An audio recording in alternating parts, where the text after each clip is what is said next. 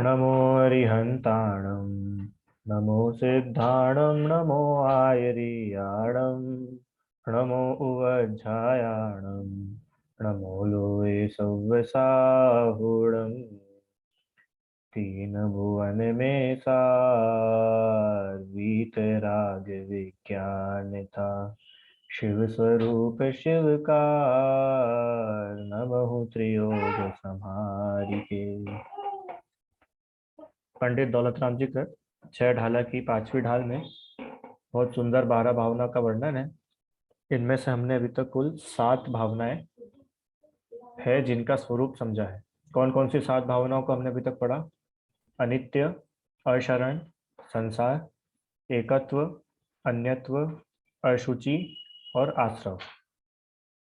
ठीक है, ये 7 भावनाएं हैं। चलिए अब इसके बाद 8वीं नंबर की भावना कौन सी है? आश्रव के बाद बंध कि नहीं? बंध नहीं, बंध को स्किप कर दिया, संवर भावना। ठीक है, क्योंकि संवर भावना किसको कहते हैं? संवर भावना बहुत सुंदर इसका स्वरूप है। आइए अपन पढ़ते हैं छंद नंबर 10। जिन पुण्य पाप नहीं कीना आत्म अनुभव चित दीना तिन ही विधि आवत रोके संवर लहि सुख अवलोके। संवर भावना।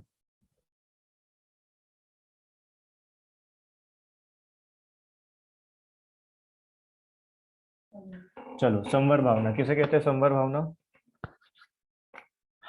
अपनी आश्रव भावना में क्या बात चली थी? आश्रव भावना में अपनी क्या बात हुई थी कि आश्रव जो है, शुभ अशुभ कर्म, ये आत्मा को दुख देने वाले हैं। इसलिए जो बुद्धिमान जीव है, बुद्धिमान पुरुष है, उन्हें आश्रव नहीं करना चाहिए। ये आश्रव भावना का सार था। शुभ और अशुभ दोनों ही कर्म जो है आत्मा के अहित रूप है, संसार का ही कारण है, इसलिए वे त्यागने योग्य है। आश्रव त्यागने योग्य है। तो फिर आपने समझा था कि भैया फिर क्या करना है? आश्रव नहीं हो उसके लिए क्या होना चाहिए? कि उसके लिए संवर होना चाहिए, है ना? आश्रव माने कर्मों का आना, सो आश्रव। संवर मतलब कर्मों का आना, रुक जाना, वह संवर कहलाता है। बराबर दिव्यांश? संवर किसे कहते हैं? कर्मों का आना, रुक जाना, कि अब कर्म, नए कर्म नहीं आएंगे। पुराने ऑलरेडी आत्मा में अभी है, पुराने अभी गए नहीं है कहीं बाहर, पर अब जो नए कर्म है इसको थोड़ा ऊपर रखूं। अभी आ रही है आवाज क्लियर? ठीक है। तो जो नए कर्म हैं, वे नए कर्म अब आत्मा में नहीं आएंगे, उसका नाम है संवर। ठीक है। जो अपन ने नाव का एग्जाम्पल देखा था कि नाव में छेद हो गया है, अब वो नाव में पानी आ रहा है, तो पानी आ रहा है इसका मतलब आश्रव हो रहा है, और उस छेद को हमने पैक कर दिया। पैक कर दिया तो क्या हो गया? नाव खाली हो गई क्या? कि नहीं, नाव अभी खाली नहीं हुई है, पर नया पानी जो है वो नाव में नहीं आएगा। ऐसे ही संवर माने ऐसा कुछ होना कि अब नए कर्म आत्मा में नहीं आएंगे। तो ये अच्छी बात है कि नहीं? रिदम, संवर होना अच्छा है कि नहीं? अच्छा है, बहुत अच्छा है। ठीक है। तो इस संवर भावना का विचार करते हैं। देखो, सबसे पहले ही, जिन पुण्य पाप नहीं कीना। जिन पुण्य पाप नहीं कीना मतलब जिन पुण्य पाप नहीं कीना। जब अपन ने बात की थी ना आश्रव में, कि पुण्य और पाप ये दोनों क्या है? ये आश्रव के कारण है। पुण्य जो है वो शुभ आश्रव का कारण है, पाप जो है वो अशुभ आश्रव का कारण है। पुण्य क्रियाओं से पुण्य कर्म का बंध होता है, पाप क्रियाओं से पाप का बंध होता है। तब ये बताओ, दोनों में से कौन से अच्छे हैं? 2 दिन अपन ने इस पे बात करी थी। रिदम, पुण्य भला है कि पाप भला है? ध्रुव, क्या भला है? इसलिए अगली लाइन में दौलतराम जी ने क्लियर करा है कि सुनो सुनो, पुण्य और पाप दोनों ही भले नहीं है, दोनों महा दुखदायक है, कष्ट देने वाले हैं, संसार में घुमाने वाले हैं। तो क्या करना है फिर? कि जिन पुण्य पाप नहीं कीना, माने जिन्होंने पुण्य और पाप इन दोनों को ही नहीं किया, तो फिर क्या करा? जब पुण्य और पाप दोनों ही नहीं हुए तो हुआ क्या इसके बदले में? कि आत्म अनुभव चित दीना, आत्मा के अनुभव में अपने ज्ञान को लगाए। चित्त मतलब ज्ञान, कि हम क्या करें साहब, पुण्य पाप, की पाप तो आपने मना कर दिया था, अभी छह ढाला में तो आपने पुण्य भी मना कर दिया, तो अब हम करें क्या कि आत्म अनुभव, अपनी आत्मा के अनुभव में अपने ज्ञान को लगाओ। रिदम, हमारा ज्ञान काय में लगा है? आत्म अनुभवन में है। क्योंकि कल अपन लोगों ने इसकी बात करी थी ना कि सबसे पहले में पहले करने लायक अगर कोई कार्य है तो क्या है? मिथ्यात्व मिटाना, आत्मानुभवन करना, मैं जीव हूं इसका श्रद्धान करना। मैं मोह राग द्वेष करने वाला नहीं हूं, मैं मोह राग द्वेष से अलग हूं। मोह राग द्वेष करना मेरा नेचर है कि नहीं? तीर्थ, मोह राग द्वेष करना हमारा नेचर है क्या? नहीं है, ये विकारी पर्याय है। मोह राग द्वेष, अब वो शुभ हो या अशुभ हो, ये विकारी पर्याय है, ये जीव का नेचर नहीं है। तो जीव का स्वभाव क्या है? जानना, ज्ञान करना। ठीक है, तो मोह राग द्वेष, पुण्य पाप ये नहीं करना। और क्या करना कि अपने आत्मानुभवन में अपना ज्ञान लगाना, अपना उपयोग, अपना मन काय में लगाना? आत्मानुभवन में लगाना। तो इससे क्या मिल जाएगा? इससे क्या मिल जाएगा? क्या मिलेगा? क्या मिलेगा बताओ? पता है क्या मिलेगा? इससे सुख मिलेगा। कि सुख तो हमको शुभ कर्मों से भी मिल रहा था, शुभ कर्मों से सुख मिल रहा था ना। और हम शुभ अशुभ कर्मों से तो दुख मिल रहा था, पर शुभ कर्मों से सुख मिल रहा था कि नहीं? पूजा की लाइन याद आ रही है कि कोई सी? शुभ कर्म कमाऊं सुख होगा, बस अब तक ऐसा माना था। हाँ, नहीं याद आ रही? शायद देव शास्त्र गुरु पूजन में है कि सिद्ध पूजन में। शुभ कर्म कमाऊं सुख होगा, बस अब तक ऐसा माना था। फिर त्याग, पाप को त्याग करके उस कैसे लाइन है? पुण्य को चाह रहा अपनाना था, किंतु समझ कर शत्रु कर्म को आज जलाने हूं आया। होकर निराश सब जग भर से, अब सिद्ध शरण में मैं आया। सिद्ध पूजन की लाइन है, हुकुमचंद जी भारिल की जो पूजा है ना, सिद्ध पूजा, उसकी लाइन है। उसमें उन्होंने लिखा है, शुभ कर्म कमाऊं सुख होगा, बस अब तक ऐसा माना था। कि शुभ कर्मों को कमाने से सुख होगा ऐसा मैंने अब तक माना था। और हम ऐसा, हम लोग अभी तक मानते थे कि नहीं? हम्म। तीर्थ, निहिता, कि अशुभ कर्मों को कमाएंगे। अशुभ कर्म कमाना मतलब अशुभ कर्म करना, कुछ भी अशुभ क्रिया करना जिनसे पाप का बंध होता है। तो पाप का बंध करने से क्या हो रहा था अभी तक? कि पाप का बंध करने से क्या हो रहा था? दुख हो रहा था। और पुण्य का बंध करने से, पुण्य का बंध करने से सुख हो रहा था। कि भैया पुण्य का बंद करने से सुख कैसे हो सकता है? अगर पुण्य के बंद करने से सुख हो गया तो संवर तो गया, निर्जरा गई, मोक्ष गया। आप क्या करो, आप तो सिर्फ आश्रव करो खूब सारा। हाँ, पाप मत करो, पुण्य का आश्रव करो तो आप सुखी हो जाओगे। पर ऐसा कोई आज तक सुखी होता हुआ दिखा है कि अपने को? ध्रुव, आज जितने भी तीर्थंकर हुए हैं, जितने भगवान हुए हैं, जितने सिद्ध हुए हैं, वे सब कैसे सुखी हुए हैं? कैसे सुखी हुए? कि आश्रव को छोड़ा है, सभी कर्मों को छोड़ा है, तब जाकर के सुखी हो पाए ना। इसलिए वहां पर लिखा है कि पुण्य पाप इन दोनों में अपने चित्त को नहीं लगा करके काय में लगाना है? कि अपनी आत्मा अनुभवन में, अपनी आत्मा में ही अपने चित्त को लगाना। तो क्या होगा कि तीन ही विधि इस ही प्रकार से, विधि मतलब प्रकार, इस ही प्रकार से आवत रोके। है ना? विधि मतलब प्रकार, और विधि का एक कर्म नाम का मतलब क्या है? कर्म। इन्हीं प्रकार से आप इसी तरीके से कर्मों का आना रुक जाता है, कर्मों का आना रोक सकते हो। कैसे रोके कर्मों के आने को? ये हम लोगों ने संवर तत्व संबंधी भूल पढ़ी थी ना दूसरी ढाल में, उसमें भी पढ़ा था ना। याद है किसी को संवर तत्व संबंधी भूल का छंद? कौन सुनाएगा? बंध के बाद, शुभ अशुभ बंध के फल मंझार, रति अरति करे निज पद विसार। अब इसके बाद, आत्म हित हेतु विराग ज्ञान ते लखे आपको कष्ट दान। यह संवर तत्व संबंधी हुई कि आत्मा का हित करने वाला जो वैराग्य है और जो आत्मज्ञान है वो अपने को हित रूप नहीं लगा, वो तो कष्ट रूप लगा। तो उससे क्या हुआ कि वो संवर हो नहीं पाया। अब यहाँ पर संवर भावना में दौलत राम जी बता रहे कि संवर करे कैसे, ये संवर किस प्रकार से किया जा सकता है। रिदम, संवर करना है कि नहीं करना है? सुहानी, संवर करना है कि नहीं? कि संवर करना तो बहुत जरूरी है। जब नाव अपने को पानी से खाली करना है तो वो नाव में जो छेद हुआ है वो छेद पैक करना जरूरी है कि नहीं है? अगर उस छेद को हमने पैक ही नहीं करा और हम बाल्टी भर भर के नाव खाली करते रहे तो अपनी नाव कब खाली हो जाएगी? ध्रुव, हो सकती है क्या नाव खाली? कि अपन वो छेद को तो बंद नहीं करे और खूब बाल्टी भरो। अरे बाल्टी भी नहीं, अपन तो मोटर लगा देंगे एक नाव में और वो मोटर से पानी बाहर जाता जाएगा। कि भले ही पानी बाहर जाता रहेगा पर नया पानी भी तो अंदर आ रहा है। तो क्या करना पड़ेगा कि नए पानी को रोकना पड़ेगा। ऐसे ही संवर बहुत जरूरी है।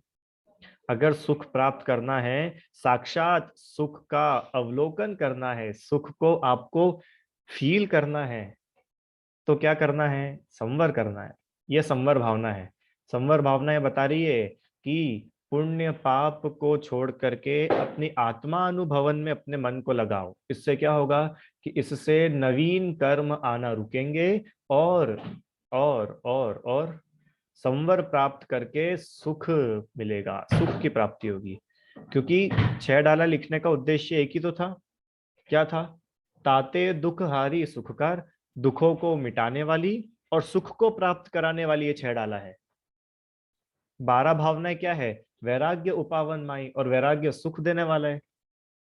ठीक है, इस प्रकार से इसको जानना। चलो, संवर किसे कहते हैं? कि आश्रव को रोकना सो संवर कहलाता है। बहुत सरल परिभाषा है। आश्रव को रोकना वो संवर है ना? आश्रव को रोकना वह संवर है। सम्यक दर्शन आदि द्वारा मिथ्यात्व आदि रुकते हैं। अब जैसे अपन ने जो बात करी थी ना, मिथ्यात्व, अविरति, प्रमाद, कषाय और योग, ये आश्रव के कारण है। अब इनको रोकेंगे कैसे? कि मिथ्यात्व को रोकना है तो उसके लिए सम्यक्त्व चाहिए। प्रमाद को, अविरति को रोकना है तो उसके लिए क्या चाहिए? उसके लिए विरति चाहिए, व्रत चाहिए। प्रमाद को रोकना है तो उसके लिए उत्साह चाहिए। कषाय को रोकना है तो उसके लिए क्या चाहिए? आत्मा का स्वभाव चाहिए। योगों को रोकना है तो उसके लिए भी आत्म स्थिरता चाहिए।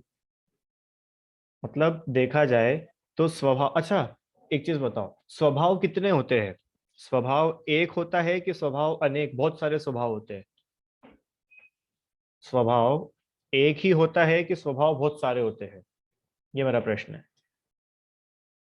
बहुत सारे होते हैं स्वभाव? नहीं, स्वभाव एक ही होता है और विभाव बहुत सारे होते हैं। जैसे उदाहरण, उदाहरण अरहम, अरहम है, ठीक है? तो ये एक बात हुई। अब अरहम क्या नहीं है? कि अरहम तीर्थ नहीं है, अरहम रिदम नहीं है, अरहम ध्रुव नहीं है, अरहम अर्घ्य नहीं है, अरहम सिद्धम नहीं है। तो जो जो नहीं है वो तो बहुत सारे हो सकते हैं, पर वो क्या है कि वो तो एक एक ही है। ऐसे ही स्वभाव तो एक ही होता है, विभाव बहुत सारे होते हैं। जैसे आत्मा का स्वभाव क्या है? ज्ञान दर्शन जानना। तो आत्मा का विभाव क्या है? कषाय करना आत्मा का विभाव है। और कषाय करना आत्मा का विभाव है। और क्रोध करना, मान मायाचार लोभ करना, पाप करना, और सब क्या है ये? सब क्या है ये? सब आत्मा के विभाव है। और आत्मा का स्वभाव क्या है? जानना। ठीक है। मिथ्यात्व आत्मा का विभाव है। मिथ्यात्व को रोकने के लिए क्या करे? आत्मा में लीनता। अविरति आत्मा का विभाव है, उसको रोकने के लिए क्या करे? आत्मलीनता। प्रमाद आत्मा का विभाव है, उसको रोकने के लिए क्या करे? आत्मलीनता। कषाय आत्मा का विभाव है, स्वभाव में आने के लिए क्या करे? आत्मलीनता। योग आत्मा का विभाव है, स्वभाव में आने क्या करे? आत्मलीनता। माने उस सब का, सारी प्रॉब्लम्स का सॉल्यूशन कितना है ध्रुव? एक। क्या है सॉल्यूशन? आत्मलीनता। आत्म अनुभव, आत्म अनुभव ही एकमात्र उपाय है। ठीक है, पुण्य पाप से बचने के लिए उपाय क्या है? आत्मानुभवन। ठीक है, इस ही से कर्मों का आना रुकेगा। शुभोपयोग तथा अशुभोपयोग दोनों ही बंध के कारण है। ये हम लोग पढ़ के आ चुके हैं। सम्यक दृष्टि जीव पहले से जानता है कि शुभोपयोग और अशुभोपयोग ये दोनों ही बंध के कारण है और बंध संसार का कारण है। पर यद्यपि साधक को निचली भूमिका में शुद्धता के साथ अल्प शुभाशुभ भाव होते हैं, किंतु वह दोनों को बंध का कारण मानता है। साधक माने जो जीव साधना कर रहा है, मोक्ष मार्ग में जो साधना कर रहा है, निचली भूमिका, निचली भूमिका मतलब कि अभी अपने को लगेगा ना कि सर चलो मिथ्यात्व तो छोड़ दिया, पर हर किसी का अविरति छूटेगा ऐसा जरूरी नहीं है। प्रमाद तो और बाद में छूटता है, कषाय तो और बाद में छूटेगी 10वें गुण स्थान में, और योग तो अरिहंत भगवान को भी होता है। सयोग केवली होते ना, 13वें गुण स्थान तक योग रहता है। तो ये तो बहुत दूर की बात है, इतना सब कैसे छूटेगा? कि सुनो, उतना सब नहीं भी छूटे तो भी ये हम निचली भूमिका में, मतलब अभी जिस भूमिका में हम हैं, जिस श्रावक के पद पर हम हैं, हम इतना तो समझते हैं, जानते हैं कि ये सब कैसा है, छोड़ने योग्य है। जैसे अभी आप लोग जानते हो, क्या जानते हो? कि शुभ और अशुभ भाव दोनों कैसे है? छोड़ने योग्य है। और ग्रहण करने योग्य क्या है? एकमात्र शुद्ध भाव, आत्मलीनता, आत्मज्ञान, वो ग्रहण करने योग्य है। पर क्या हम हमारी भूमिका में घर में रहते हुए शुभ और अशुभ भावों को छोड़ पाएंगे क्या? पॉसिबल है? कि पॉसिबल तो नहीं है। तो फिर क्या करें? क्या करें? कि निचली भूमिका में शुद्धता के साथ साथ अल्प माने थोड़े बहुत शुभाशुभ भाव भी होते हैं, होते, पर होते हैं तो उनको ऐसा मत मान लो कि अब होते हैं तो अच्छी बात है, अब हम इनको छोड़ ही नहीं सकते तो इनको खूब करो। क्यों? क्योंकि छूटने तो वाले नहीं है। तो क्या करो? इनको तो बहुत करो। कि नहीं, ये होने के बाद भी सम्यक दृष्टि जीव क्या जानता है? कि ये दोनों बंध के ही कारण हैं। अगर सम्यक दृष्टि के भी शुभ या अशुभ भाव हो रहे हैं तो वो उसके बंध के ही कारण है। इसलिए वह जीव स्वद्रव्य माने जीव के अवलंबन के द्वारा जितने अंश में शुद्धता करता है, उतने अंश में उसको संवर होता है ना। ये चीज थोड़ी सी सो इम्पोर्टेंट है कि जितने अंश में शुद्धता होती है उतने अंश में संवर होता है। मतलब मान लो कि पूरा द्रव्य जीव द्रव्य है, ठीक है, तो संवर 100% तो हो नहीं रहा है क्योंकि अभी शुभ और अशुभ भाव भी चल रहे हैं। बराबर नवदा? जितने जितने समय आत्मलीनता है, उतने उतने समय तो संवर है ना, उतने समय नवीन कर्मों का बंध नहीं हो रहा है। तो वहां पे वही लिखा है कि जितने अंश में संवर है, जितने अंश में शुद्धता है, जितने अंश में आत्मलीनता है, उतने ही अंश में संवर होता है। और वह क्रमशः धीरे धीरे करके, थोड़ा थोड़ा करके शुद्धता में वृद्धि करके पूर्ण शुद्धता मान पूर्ण रूप से संवर को प्राप्त करता है। यह संवर भावना का स्वरूप जानना। ठीक है, सरल है बहुत, बिल्कुल भी कठिन नहीं है। संवर का स्वरूप आप लोग पहले से समझते हो। संवर किसे कहते हैं? कि नए कर्मों का आना रुक जाना, वह संवर है। तब संवर भावना में यह बताया है कि संवर करे कैसे, यह संवर किस प्रकार से किया जाए। क्योंकि पुण्य और पाप ये दोनों तो आश्रव के कारण है, ये हम पहले पढ़ के आ चुके हैं। जो योगन की चपलाई ताते हैं आश्रव भाई, और आश्रव दुखकार घनेरे, और ये आश्रव तो बहुत दुखी करने वाले हैं। इसलिए बुद्धिमान जीव आश्रव को नहीं करते, तो बुद्धिमान जीव संवर करते हैं। संवर करते कैसे? जिन पुण्य पाप नहीं कीना, जिन्होंने पुण्य और पाप ये दोनों नहीं करे हैं, पुण्य और पाप दोनों को छोड़ा है और अपनी आत्मानुभवन में चित्त लगाया है, वे ही जीवों ने संवर प्राप्त करा है, नवीन कर्मों का आना रुका है, और संवर प्राप्त करके वे सुखी हुए हैं। यह संवर भावना है। ठीक है, चलो थोड़ा सा रत्नाकरण में से आपको पढ़ा देते हैं। संवर भावना का स्वरूप जैसे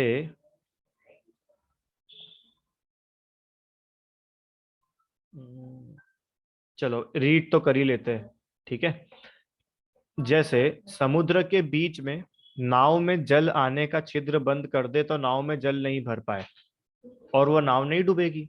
ये अपना जो उदाहरण चल रहा था नाव वाला, कि समुद्र के बीच में नाव है और उसमें पानी आ रहा है, तो हमने उस छेद को बंद कर दिया तो अब नया पानी नहीं आएगा, तो अब नाव नहीं डूबेगी, है ना। आगे,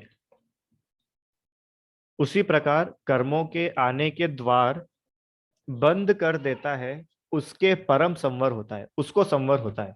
सम्यक दर्शन से तो मिथ्यात्व नाम के आश्रव का द्वार रुक जाता है। अभी अपनी बात चली थी ना, मिथ्यात्व, अविरति, प्रमाद, कषाय और योग, तो इनको रोके कैसे?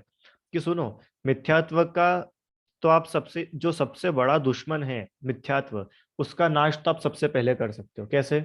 सम्यक दर्शन से मिथ्यात्व का नाश हो गया, माने मिथ्यात्व का आश्रव रुक गया, अब मिथ्यात्व नहीं है। मिथ्यात्व नाम का जो कर्म है वह कर्म अब नहीं आ रहा। फिर आगे, अविरति, अविरति किसको बोलते हैं? इंद्रिय और मन के द्वारा जो शुभ अशुभ भाव होते हैं वे अविरति कहलाते हैं ना। इंद्रिय और मन के जो शुभ अशुभ भाव है जिनके कारण से क्रियाएं होती है, जीवों की हिंसा के परिणाम होते हैं, वे सब अविरति है। तो इंद्रिय तथा मन को संयम रूप प्रवर्तन कराने से इंद्रियों से होने वाला आश्रव रुक जाता है। कि जीवों जो अविरति कैसे रुकेगी? कि व्रत धारण करेंगे तो अविरति रुक जाएगी। बिल्कुल सरल ऑपोजिट है ना। जैसे ठंड लग रही है, तो ठंड लगना कैसे रुके? कि ठंड लगना कैसे रुके? कि गर्म जगह चले जाओ तो ठंड लगना रुक जाएगी। या गर्मी लग रही है तो गर्मी लगना कैसे रुकेगी? ठंडी जगह आ जाओ तो गर्मी लगना रुक जाएगी। ऐसे ही अविरति, अविरति माने जीवों की हिंसा के भाव, इंद्रियों में संयम नहीं होना, उसका नाम है अविरति। प्राणियों के प्रति संयम नहीं होना, इंद्रियों के प्रति संयम नहीं होना, तो ये अविरति का जो आश्रव है, इस आश्रव पर लगाम कैसे लगेगी? कि व्रत धारण करने से, संयम धारण करने से अविरति नाम की जो आश्रव है उसको रोका जा सकता है। नवदा समझ में आया ना? सरल है। मिथ्यात्व, अविरति। अब तीसरे नंबर पे कर क्या है? प्रमाद। तीसरे नंबर पे प्रमाद। प्रमाद, ठीक है, ये आगे ना, छह काय के जीवों का घात करने वाला आरंभ त्याग देने से प्राणी संयम होने पर अविरति द्वारा होने वाला आश्रव रुक जाता है। प्रमाद बाद में आएगा क्या इसमें? चलो देखते, प्रमाद के बाद में कषाय। कषाय को जीत कर 10 लक्षण रूप धर्म को धारण करने से, चारित्र प्रकट होने से, कषायों के अभाव से संवर होता है। ध्यान आदि तप से, स्वाध्याय तप से, योगों के द्वारा आने वाले कर्मों के रुकने से संवर होता है। 3 गुप्ती, 5 समिति, 10 लक्षण धर्म, 12 भावना, 22 परिशह, इनको सहना, 5 प्रकार का चारित्र पालना, इससे नए कर्म नहीं आते हैं। ठीक है, वापस से अपन दूसरी ढाल में चलो। क्या लिखा था वहां पर? आत्म हित हेतु विराग ज्ञान, वैराग्य और ज्ञान वो संवर का कारण है। वैराग्य माने संसार, शरीर और भोगों से विरक्ति का भाव, सो वैराग्य। ध्यान आदि जो तप है, स्वाध्याय तप है, इनसे जो अंतिम योग है ना, योग, योग के द्वारा होने वाले जो कर्मों का आश्रव है वह रुकता है, उसका संवर होता है। 10 लक्षण धर्म धारण करने से, ये 10 लक्षण धर्मों को धारण कर सकते हैं क्या अपन? क्यों रिदम, 10 लक्षण धर्मों को आप धारण कर सकते हो क्या? कि नहीं, हम तो 10 लक्षण धर्मों की पूजा करते हैं, इनको धारण कर सकते हैं क्या अपन? जैसे सम्यक दर्शन धारण किया जाता है, सम्यक ज्ञान प्राप्त किया जाता है, सम्यक चारित्र प्राप्त किया जाता है, क्या ऐसे उत्तम क्षमा भी प्राप्त कर सकते हैं? उत्तम क्षमा, उत्तम मार्दव, उत्तम आर्जव, उत्तम शौच, उत्तम संयम, उत्तम तप, उत्तम त्याग, उत्तम आकिंचन, उत्तम ब्रह्मचर्य, इसको अपन धारण कर सकते हैं क्या? बोलो, कर सकते कि नहीं? कर सकते हैं। अरे कर क्या सकते हैं? ये 10 धर्म जो है ना, ये आत्मा के ही धर्म है, कोई बाहर किसी और के धर्म नहीं है। बताओ, उत्तम क्षमा नाम का जो धर्म है वो किसका धर्म है? आत्मा का। कि किसी और का। आत्मा में ही उत्तम क्षमा नाम का धर्म है। धर्म आत्मा का है, स्वभाव है आत्मा का। उत्तम क्षमा आत्मा का स्वभाव। क्षमा कर देना आत्मा का स्वभाव। क्रोध करना आत्मा का स्वभाव नहीं है। जब ये अपनी बात चली थी ना, क्रोध विभाव, तो क्रोध का नाश करने के लिए क्या चाहिए? क्षमा चाहिए। तो क्षमा कहाँ मिलेगी? आत्मा में ही है, क्योंकि आत्मा का स्वभाव है। मान विभाव है, मार्दव स्वभाव है, मायाचार विभाव है, आर्जव स्वभाव है, लोभ विभाव है, शौच स्वभाव है, असत्य पाप है, और सत्य स्वभाव है। समझ में आ रहा है?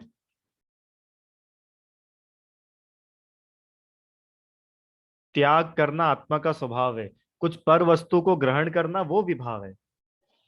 ठीक है। कुशील आत्मा का विभाव है, ब्रह्मचर्य आत्मा का स्वभाव है, परिग्रह आत्मा का विभाव है, आकिंचन्य आत्मा का स्वभाव है। माने जो दसों धर्म में अभी पढ़ना आप, दसों ही धर्म आत्मा का स्वभाव है, वस्तु का स्वभाव है। वस्तु माने जो आत्मा है, इस आत्मा का स्वभाव है, कहीं बाहर से नहीं है। तो आत्मा के ही लक्ष्य से इनका आश्रव रुकेगा। ठीक है। अब इसमें देखो जितनी भी बातें लिखी है, 10 लक्षण रूप धर्म को धारण करने से, चारित्र प्रकट होने से, कषायों के अभाव से संवर होता है। जितनी बात हुई ना, कषायों का अभाव कैसे होगा, कषायों का अभाव किस प्रकार से होगा कषाय का। ठीक है। मन वचन काय के योगों को रोकना वह गुप्ती है। ये गुप्ती अपन छठी ढाल में भी पढ़ेंगे, इसलिए अभी इसको ज्यादा छोड़ेंगे नहीं। देखो प्रमाद का आ गया। प्रमाद छोड़कर यत्न से प्रवर्तना समिति है। गुप्ती समिति। समिति पढ़ी है आप लोगों ने? पंच परमेष्ठी के पाठ में मुनिराज के 28 मूल गुण में 5 समिति हमने देखी थी। अभी छठी ढाल में भी आएगा उसका। इरिया समिति, भाषा समिति, ऐषणा समिति, आदान निक्षेपण समिति और प्रतिष्ठापन समिति। ये 5 समिति जो मुनिराज के जीवन में होती है। तो उस प्रकार मुनिराज जो है प्रमाद को छोड़ते हैं, प्रमाद से जो होने वाला आश्रव है उसको छोड़ते हैं। देखो देख करके चलना, ये है ईर्ष्या समिति। और बिना देखे इधर उधर हाथ पैर मारते हुए चलना, ये प्रमाद है। प्रमाद मतलब आलस, है ना। आप देखने का कोई है ही नहीं, अपने को आलस कर रहे, जैसी इच्छा हो वैसे चल रहे हैं, दौड़ रहे हैं। बिना देखे भोजन कर रहे हैं, ये प्रमाद है। और देख करके शोध करके ऐषणा समिति से भोजन हो रहा है, वह संवर है। आश्रव संवर का कंपैरिजन बता रहे हैं ना यहाँ पे। हाँ, बिना सोचे समझे, कुछ नहीं पता किसके लिए क्या बोल रहे हैं, बस बोले जा रहे बोले जा रहे बोले जा रहे, तो ये क्या है? ये भाषा समिति नहीं है, ये कर्मों के बंध का कारण है, आश्रव का कारण है। और सोच समझ करके सबके हित का, जो सबको प्रिय लगे, हाँ सबको मीठा लगे, ऐसे वचनों को बोलना, वह भाषा समिति है ना। बिना देखे कोई वस्तु उठा लेना, बिना देखे रख लेना। हम चटाई बिछा रहे हैं, तो बिना देखे चटाई बिछा दी, अगर वो चटाई के नीचे कोई जीव होता तो मर जाता। तो ये प्रमाद है। इस प्रमाद से आश्रव होता है। पर देख करके कोई वस्तु उठाना, देख करके कोई वस्तु रखना, ये आदान निक्षेपण नाम की समिति है। इससे आश्रव रुकता है। समझ में आया क्या? बहुत अच्छा कंपैरिजन बताया, मैंने भी फर्स्ट टाइम ही पढ़ा इसको। कितना सुंदर कंपैरिजन बताया उन्होंने, कि कैसे कैसे आश्रव है और कैसे कैसे उनको रोकने का संवर है। अगला आखिरी, प्रतिष्ठापन। प्रतिष्ठापन समिति मतलब कि जीव जंतु रहित स्थान पर मल मूत्र का त्याग करना, है ना। तो प्रमाद क्या है? कि अब कौन उठे, कौन जंगल में जाए, कौन क्या करे, तो अपन तो बाथरूम में ही चले जाओ और फ्लश कर देंगे। तो ये प्रमाद है। कौन पानी छाने, कौन बाल्टी डाले, अपन तो एक बटन दबाएंगे और पूरा टॉयलेट साफ। ये प्रमाद है। प्रमाद से होता है आश्रव। अब इस आश्रव को रोकने के लिए क्या है? प्रतिष्ठापन समिति है, कि मल मूत्र ऐसे स्थान पर छोड़ेंगे जहां पर जीवों की हिंसा ना हो। तो हुआ कि नहीं संवर? अब समझ में आया संवर किसको बोलते हैं? आश्रव को रोकना बराबर संवर, वो ऐसे होता है। ठीक है। बस अब एक आखिरी बात बोल, एक है पैराग्राफ बचा है इसमें, चलो एक पैराग्राफ बच रहा है ना, इसको पढ़ते हैं अपन।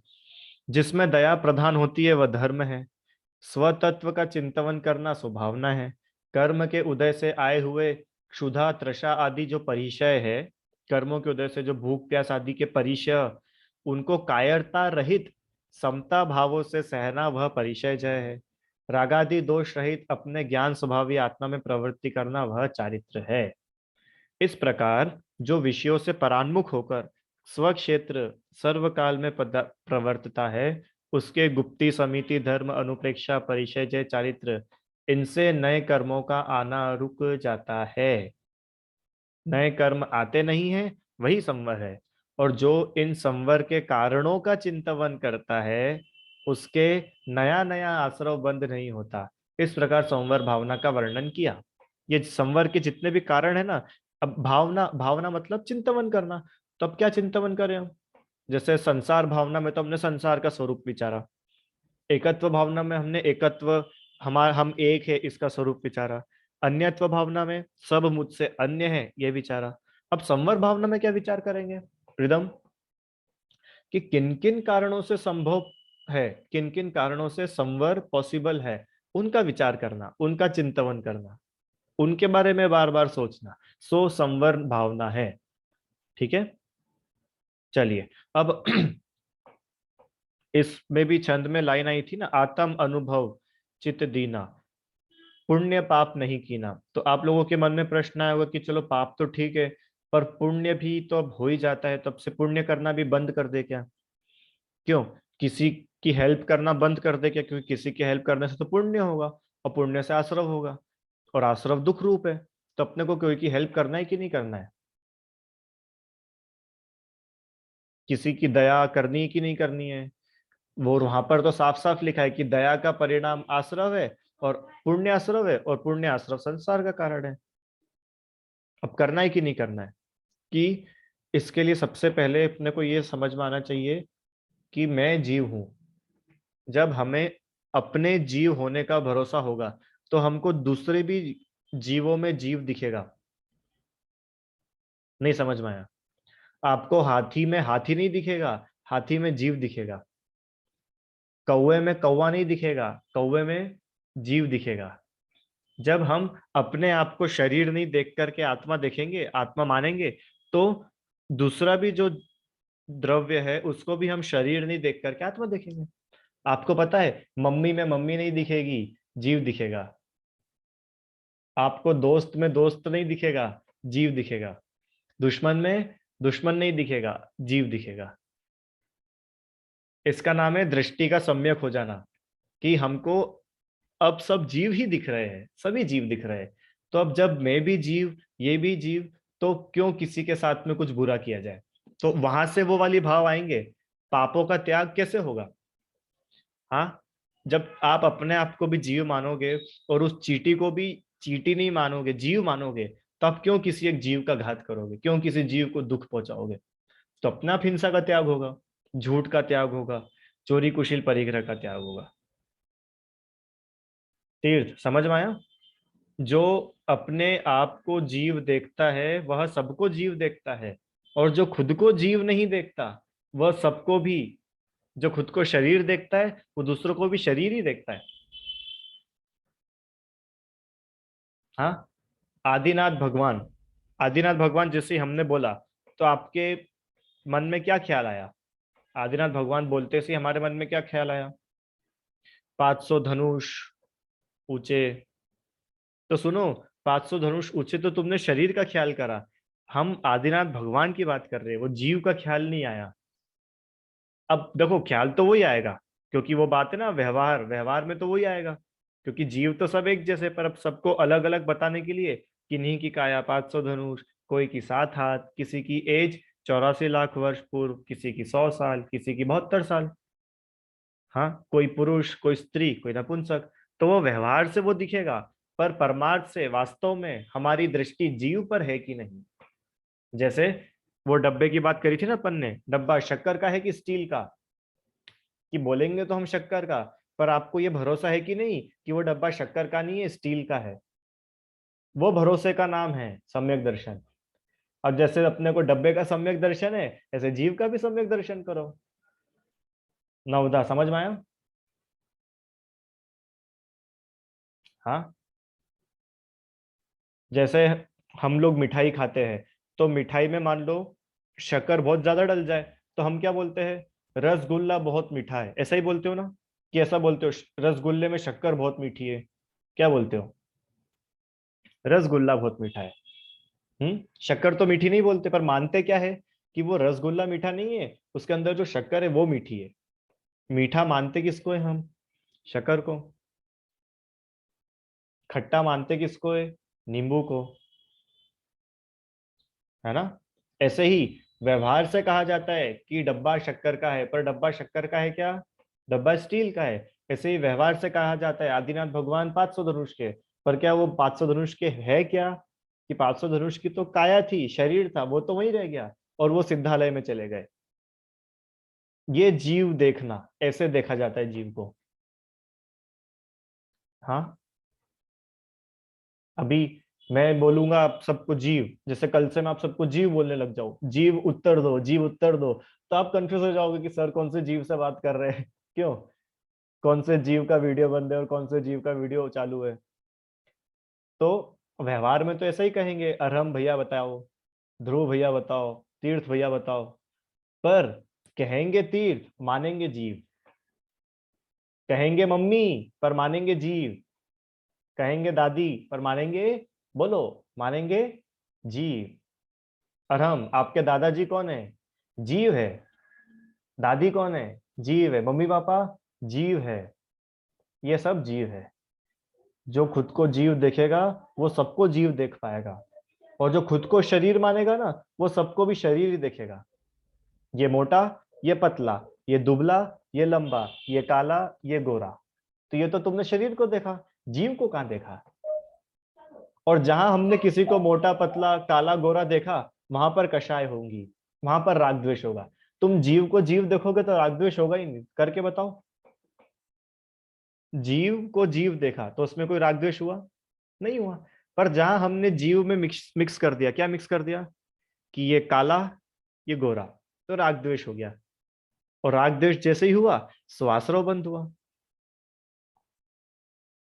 इसलिए उन्होंने लिखा है कि पुण्य पाप छोड़ करके आत्म अनुभव होगा, तो ही आश्रव रुक पाएगा, तो ही संवर होगा। समझ में आई वो लाइन?